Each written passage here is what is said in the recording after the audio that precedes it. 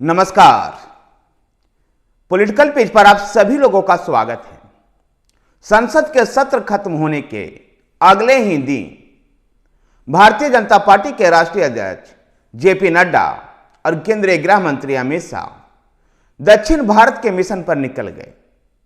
गुजरात में तय कार्यक्रम को छोड़ करके अमित शाह कर्नाटक में पार्टी के संगठन से जुड़े हुए कार्यक्रम में भाग लेने के लिए कर्नाटक चले गए। गौरतलब है कि कर्नाटक जो पूरा दक्षिण भारत का जो क्षेत्र है उसमें कर्नाटक से आगे भारतीय जनता पार्टी निकल नहीं पाई है। आंध्र प्रदेश, तेलंगाना, केरल और तमिलनाडु भारतीय जनता पार्टी के लिए अभी भी एक अभेद दुर्ग है। ऐसे में भारतीय जनता पार्टी का जो प्रधानमंत्री द्वारा 370 भारतीय जनता पार्टी का जो लक्ष्य तय किया गया है, इसको पूरा करने के लिए करके दक्षिण भारत में पार्टी को जीतना जरूरी है और इसलिए दक्षिण भारत के इस मिशन पर अमित शाह और जेपी नड्डा निकल गए। अमित शाह जहां कर्नाटक के दौरे पर हैं तो जेपी नड्डा तमिलनाडु के दौरे पर हैं। कर्नाटक में भारतीय जनता पार्टी का मुख्य फोकस लियांगत वोट बैंक को समेटने को लेकर के है और इसलिए पार्टी कर्नाटक विधानसभा चुनाव में हार के बाद पूर्व मुख्यमंत्री बीएस येदियुरप्पा के बेटे बी.वाई. विजेंद्रन को पार्टी का प्रदेश इकाई का अध्यक्ष बनाया है। तो लियांगत समुदाय के नेता जगदीश शेट्टार को भी जो विधानसभा चुनाव के अवसर पर भाजपा को छोड़ करके कांग्रेस पार्टी में चले गए थे, उनको फिर से पार्टी में शामिल करवाया गया है। सुतार मठ में जाकर के अमित शाह लियांगत वोट बैंक को और अपने पार्टी के फेवर में करेंगे। कर्नाटक में भारतीय जनता पार्टी का बहुत बड़ा वोट बैंक रहा है लियांगत समुदाय।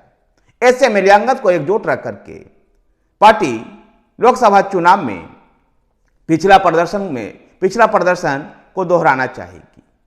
विधानसभा में लियांगत वोट का छिटकने के वजह से ही भारतीय जनता पार्टी की हार हुई थी। तो जेडीएस जनता दल सेकुलर पूर्व प्रधानमंत्री एच.डी. देवेगौड़ा की पार्टी को अपने गठबंधन में शामिल कर वोकलिका समुदाय के भी वोट को हासिल करने का प्रयास करेगी भारतीय जनता पार्टी। तमिलनाडु में अब तक के एआईएडीएमके के साथ भारतीय जनता पार्टी का गठबंधन रहा था। उनके साथ जूनियर पार्टनर बनकर के भारतीय जनता पार्टी तमिलनाडु में राजनीति करती रही थी, लेकिन गठबंधन टूट जाने के बाद एक नई पहचान बनाना चाहती है तमिलनाडु के राजनीति में भारतीय जनता पार्टी। भारतीय जनता पार्टी ने एक तेज तर्रार पूर्व अधिकारी अन्नामलई को तमिलनाडु प्रदेश इकाई का अध्यक्ष बनाया और अन्नामलई के नेतृत्व में पार्टी आक्रामक रुख अपना रखी है और ऐसे में इस गठबंधन एआईएडीएमके के साथ कोई गठबंधन की हुई उम्मीद नहीं है। तमिलनाडु में भारतीय जनता पार्टी छोटे छोटे दलों के साथ गठबंधन कर आगे बढ़ने की रणनीति पर काम कर रही है।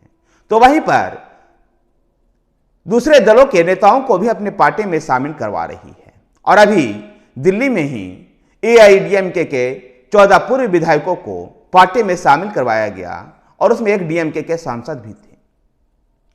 पूर्व सांसद भी थे। तमिलनाडु में भारतीय जनता पार्टी का फोकस विशेषकर दक्षिणी तमिलनाडु में विशेष रूप से है, जहां पार्टी का संगठन मजबूत है। गौरतलब है कि रामेश्वरम की सीट 2014 में भारतीय जनता पार्टी जीतने में सफल हुई थी, इसलिए दक्षिणी तमिलनाडु में भारतीय जनता पार्टी का विशेष फोकस है। भारतीय जनता पार्टी तमिलनाडु में भी एक नई कहानी लिखना चाह रही है और इसका उल्लेख प्रधानमंत्री नरेंद्र मोदी ने भी पिछले 5 सालों में कई बार तमिल संस्कृति का उल्लेख किया है। इसके माध्यम से तमिलनाडु में भारतीय जनता पार्टी अपनी पैठ को मजबूत करना चाह रही है। तो केरल में ईसाइयों में पैठ बना करके केरल की राजनीति में भी अपने लिए कुछ राजनीतिक जमीन की तलाश कर रही है।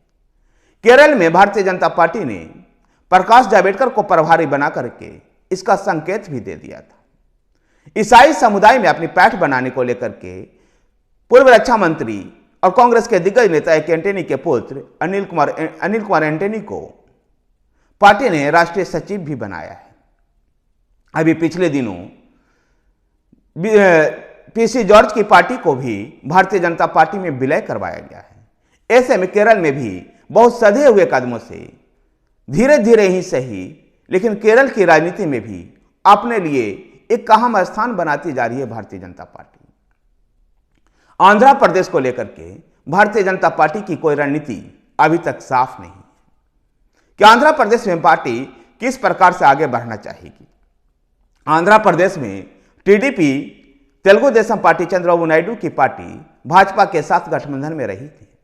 2018 में ही गठबंधन टूटा है।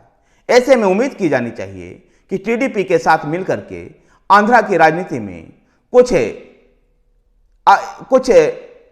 कदम आगे बढ़ सकती है भारतीय जनता पार्टी। पीवी नरसिम्हा राव को भारत रत्न देकर के आंध्र प्रदेश में कुछ सहानुभूति वोट भी भारतीय जनता पार्टी बटोर सकती है। तेलंगाना विधानसभा चुनाव में बीआरएस के हार के बाद तेलंगाना में लोकसभा चुनाव में भाजपा का सीधा मुकाबला कांग्रेस से होने की उम्मीद है। ऐसे में तेलंगाना को लेकर के भी पार्टी विशेष रणनीति बना रही है।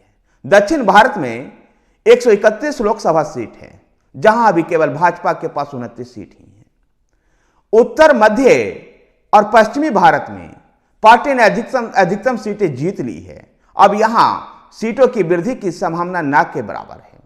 हां, 2019 के लोकसभा चुनाव में पूर्वोत्तर और पूर्वी भारत में, विशेषकर बंगाल और उड़ीसा में पार्टी ने अपनी उपस्थिति दर्ज करवाई थी। इनमें कुछ सीटों की वृद्धि हो सकती है, लेकिन 370 का लक्ष्य को हासिल करने के लिए दक्षिण भारत में भी भारतीय जनता पार्टी अपनी पैठ बनाना चाह रही है। और इसके लिए संसद के कार्यवाही समाप्त होते ही पार्टी अपने दक्षिण मिशन पर लग गई है। धन्यवाद साथियों, वीडियो को लाइक कीजिए, शेयर कीजिए। हमारे साथ बने रहने के लिए हमारे चैनल पॉलिटिकल पिच को सब्सक्राइब कीजिए। धन्यवाद।